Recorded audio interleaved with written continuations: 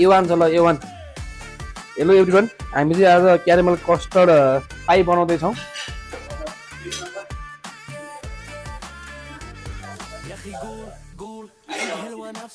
सुरुमा चिनीलाई यसरी पकाउँदै छौं हाम्रो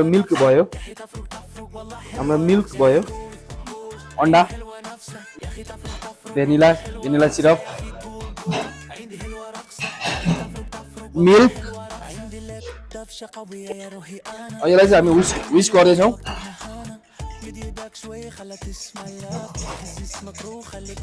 हाम्रो प्रोसेस भइरहेछ यसलाई चाहिँ हामीले पानीमा राखेर चाहिँ ओभनमा बेक गर्छौँ हाम्रो क्यारामेल चाहिँ रेडी लगभग रेडी भइसक्यो हाल 180 डिग्री सेल्सियसमा चाहिँ हामीले यो 15 मिनेट हाल्छौँ